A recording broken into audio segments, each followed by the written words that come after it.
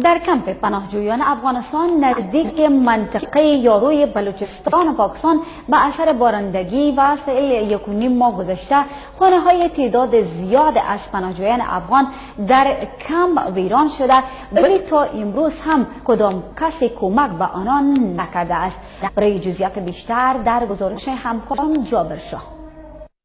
در کمپ پناهجویان افغانستان نزد منطقه یارو بلوچستان بر اثر بارندگی و سیل 1.5 ماه گذشته خانه‌های تعداد زیاد از پناهجویان افغان در کمپ پناهجویان ویران شده و شروع به بازسازی می‌کند. دا باران خو ډېر مستزیان تاوانونه وسوله تیر څونه لري دیوالونه را چپه کړ موږ د انشار څخه د پاکستان د حکومت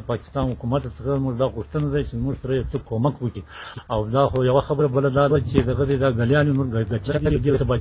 ظاهر پشتون ترجمان اسخان پناهجویان افغان در اینجا با دلجویی از مردم اردوگاه خود قول داد که خانه‌های اینها را بازسازی کند و خسارات مالی دیگر را حل کند. زموږ افغان کډوال له زیاتو ستونزو سره مخامخ وي، نو د حکومت پاکستان، یونیسف او اړوندو ټولو ادارو څخه د یو کډوال په حیث باندې دا هیله او غوښتنه ده چې زموږ د افغان کډوالو په دغه پنډغالي کې کم چې زموږ ګلیانې یا کوڅې دي په هغو کې باجرۍ واچول شي او کوم خلک چې زیانمن شوي دي د هغو د